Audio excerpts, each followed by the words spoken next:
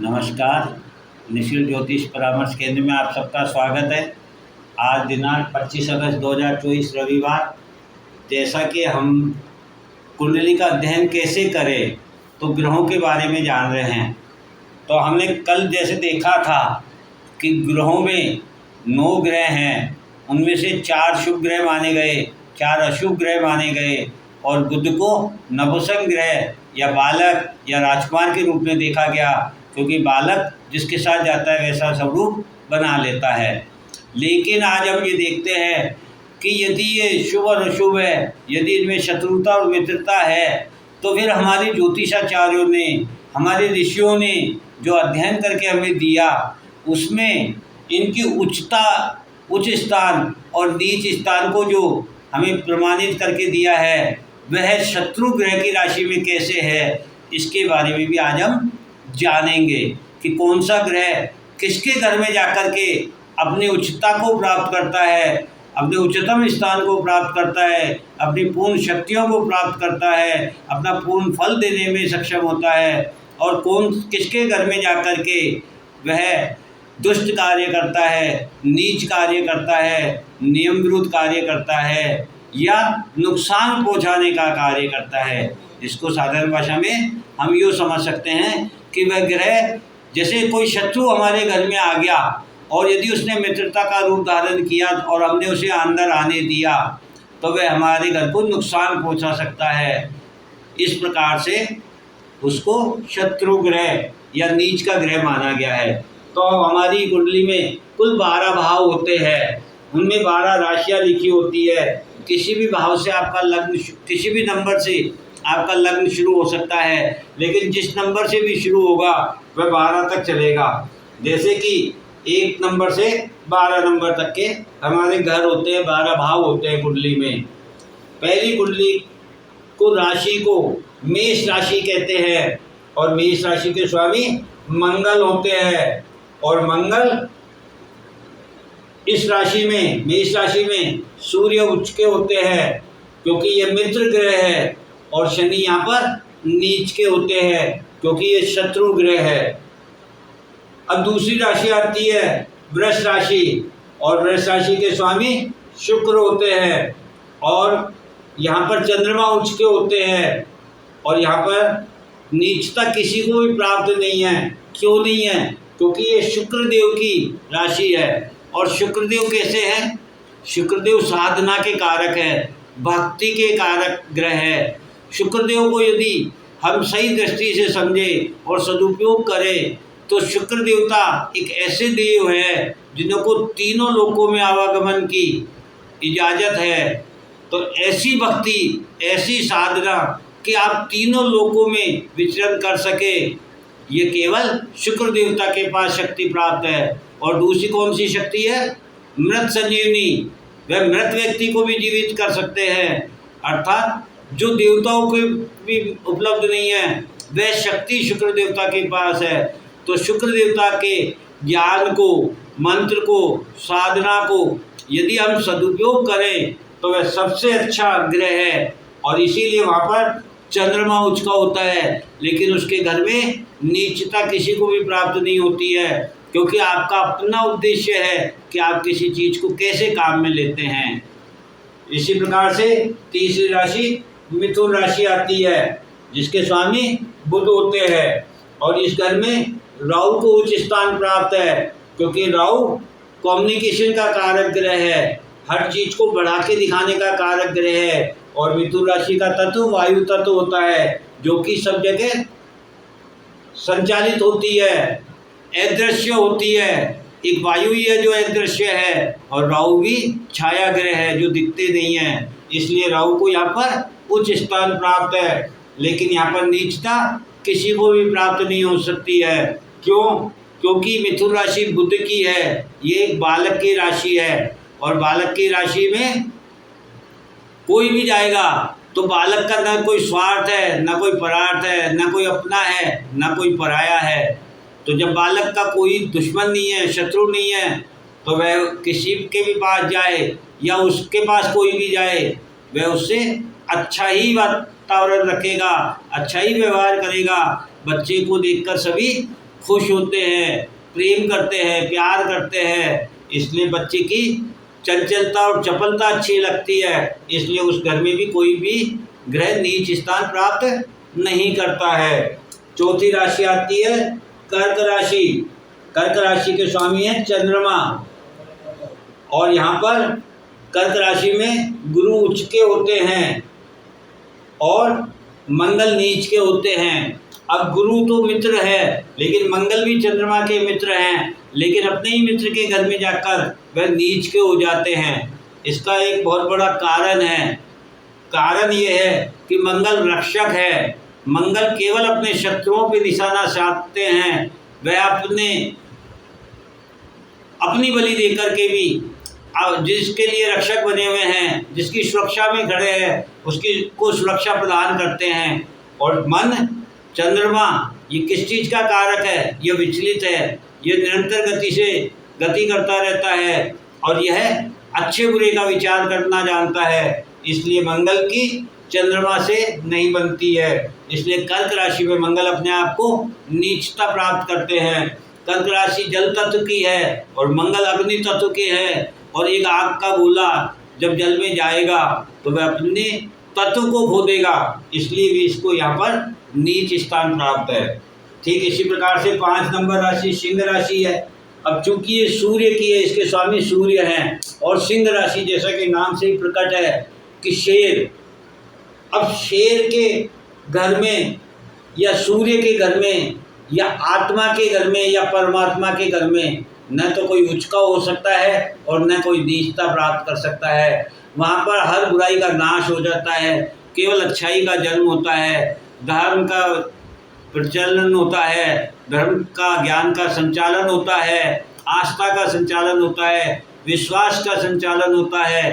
तो ऐसे घर में जहाँ पर पॉजिटिविटी हो, वहाँ निगेटिविटी नहीं हो सकती। अतः यहाँ पर ना कोई उच्च का होता है ना कोई नीच का होता है, क्योंकि परमात्मा के लिए सभी संतान समान हैं। और सूर्य चूँकि परमात्मा के या एक अंश हैं, जो आत्मा स्वरूप हमारे शरीर में हैं, इसलिए परमात्मा के लिए सभी उसके संतान है, तो कोई भी ना ऊंच है ना नीच है। ठीक इसी प्रकार से अगला घर 6 नंबर राशि कन्या राशि। इसके स्वामी भी बुध है, लेकिन जो बुध मिथुन राशि में बालक थे, जो वह यहाँ पर एक मैच्योर्ड स्त्री के रूप में प्रतीक चिन्ह दिखाया गया है, जो चिंतन कर रही है, मनन कर रही है, जो प्रकृति के नव निर्माण में अपने आप को समर्पित कर रही है, त्याग कर रही है। ऐसी राशि जहाँ बुध उसके स्वामी हैं, वहाँ यह बुध की मूल त्रिकोण राशि है। किंतु यहाँ पर शुक्र देवता जो है वो नीच के हो जाते हैं। वह स्वयं को संतुष्ट नहीं पाते हैं, क्योंकि ये दिव्य स्वभाव की राशि है और यह भूमि तत्व की राशि है। और शुक्र को जो तीनों लोकों में आवागमन का जिसको स्थान प्राप्त हो, उसको भूमि तत्व यानी पृथ्वी लोक पर वह अपने आप को अस्थिर महसूस करते हैं, क्योंकि वह राक्षसों के गुरु है। वह पाताल की खोज करना जानते हैं, वह आकाश में विचरण करना जानते हैं, इसलिए पृथ्वीलोक से उनको शत्रुता है। इसीलिए कन्या राशि में शुक्र देवता नीच के हो जाते हैं। और नेक्स्ट राशि आती है तुला राशि। तुला राशि के स्वामी स्वयं शुक्र देवता हैं, और शुक्र देवता की राशि में शनि अपने आप को उच्च स्थान प्राप्त करते हैं और सूर्य वहाँ पर नीच के हो जाते हैं। शुक्र देवता की राशि में, तुला राशि में शनि देवता अपने आप को उच्च कैसे महसूस करते हैं, इसका बहुत बड़ा कारण है, क्योंकि शनि न्यायाधीश है, शनि डेडिकेशन के प्रतीक चिन्ह हैं, शनि धर्म के अनुसार कर्म करने के, नियमों में रहकर कर्म करने के कारक ग्रह है। और शुक्र देवता जो कि जिसकी कि ये तुला राशि है, जैसा प्रतीक चिन्ह से स्पष्ट है, बैलेंस करने की राशि है। तो शनि यहाँ पर अपने आप को एक संयम में पाते हैं, एक बैलेंस में पाते हैं, एक धर्म में पाते हैं, एक निश्चित अवस्था में पाते हैं, इसलिए शनि यहाँ पर अपने आप को उच्च स्थान महसूस करते हैं। लेकिन आत्मा सूर्य जो कि जिसके लिए सब समान है, ना कोई ऊंच है ना कोई नीच है, तो वह तुला में आकर के बैलेंस करने के लिए अपने आप को असंयम पाते हैं, असंयम समझते हैं, और इसीलिए सूर्य यहाँ पर नीच के हो जाते हैं, क्योंकि उन्हें बैलेंस करने की जरूरत नहीं पड़ती। आत्मा को किसी के साथ बैलेंस करने की आवश्यकता नहीं है। आत्मा केवल परमात्मा का एक स्वरूप है, वह केवल अग्नि का पुंज है, और वह सब जगह सब में खुशहाली देखना चाहता है, प्रगति देखना चाहता है। इसीलिए सूर्य यहाँ पर नीच के हो जाते हैं। 8 नंबर राशि वृश्चिक राशि, जिसके स्वामी मंगल है। यहाँ पर केतु अपने आप को उच्च स्थान प्राप्त करते हैं, क्योंकि केतु के लिए कहा गया है कि केतु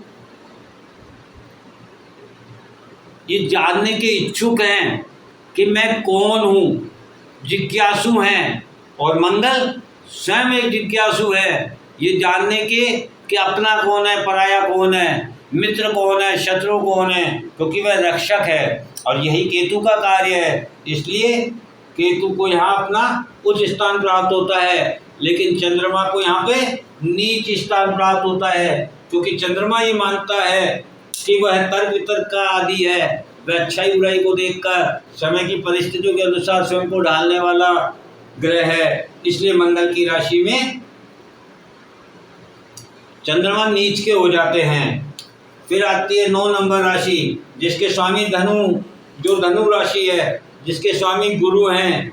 यहाँ पर भी केतु स्वयं को अपना उच्च स्थान मानते हैं, कारण केतु मोक्ष और मुक्ति के कारक ग्रह हैं, और गुरु धर्म के, कर्म के, मोक्ष और मुक्ति के कारक ग्रह हैं। अतः वे स्वयं को यहाँ अपना बहुत अच्छा मित्र मानते हैं, अपना सहयोगी मानते हैं, अपना मार्गदर्शक मानते हैं, ज्ञान मानते हैं। इसीलिए केतु अपने आप को यहाँ पर उच्चता प्राप्त करते हैं, और यहाँ पर नीचता राहु को प्राप्त होती है, क्योंकि राहु भ्रमित करने वाले ग्रह है, राहु धोखा देने वाले ग्रह हैं, राहु किसी नियम को नहीं मानने वाले ग्रह हैं, राहु समय परिस्थितियों के अनुसार अपने आप को परिवर्तित करने वाले ग्रह हैं। इसलिए राहु को यहाँ पर नीच स्थान प्राप्त होता है।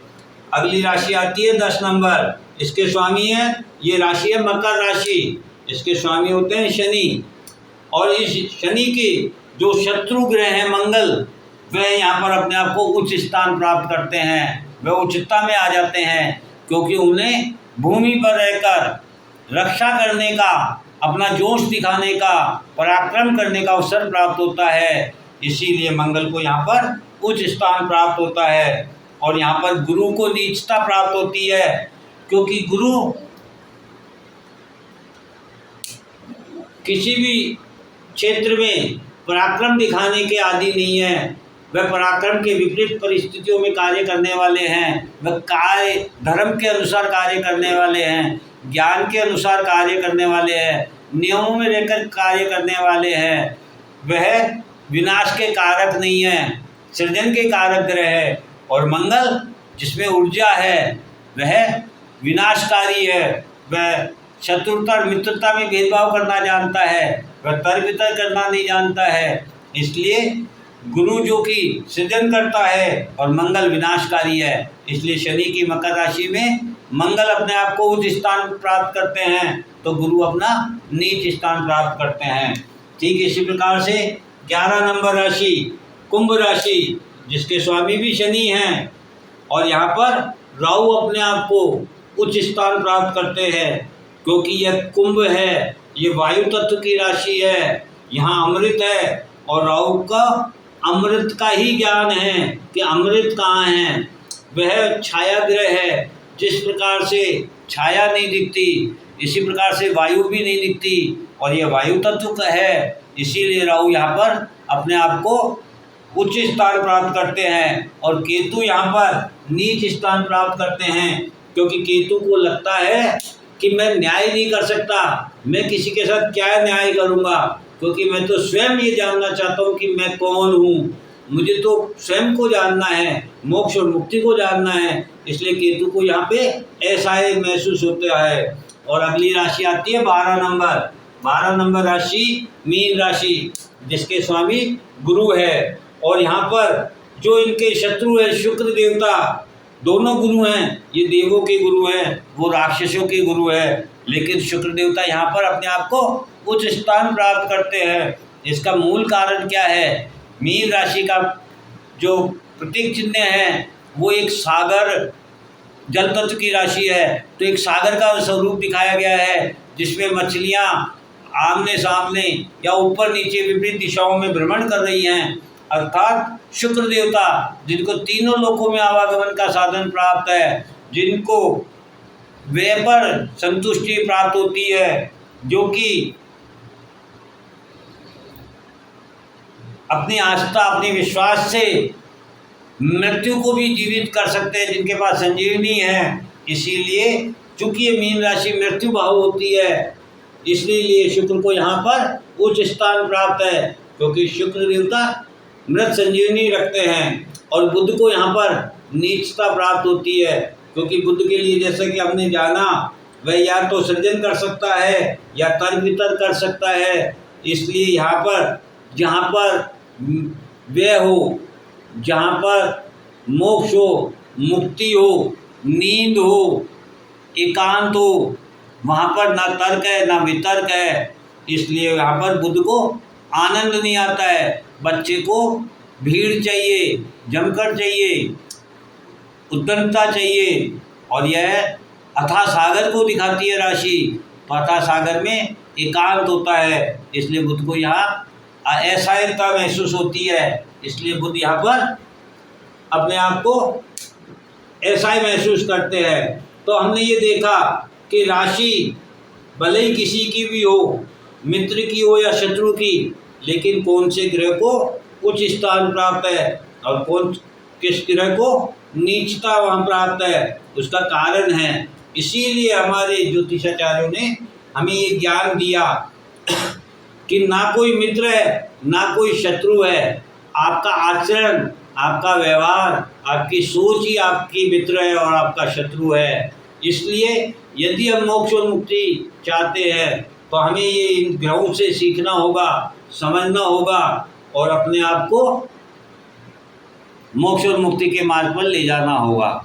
इस प्रकार से आज हमने ग्रहों के उच्चता और नीचता भी जानी। अब आगे हम इसमें और अध्ययन करेंगे कि कुंडली को कैसे देखा जा सकता है, कैसे समझा जा सकता है। फिर भी आपको कोई परेशानी हो तो आप व्हाट्सएप पर पूछ सकते हैं, समय मिलने पर आपको जवाब दे दिया जाएगा। जय हिंद, जय भारत।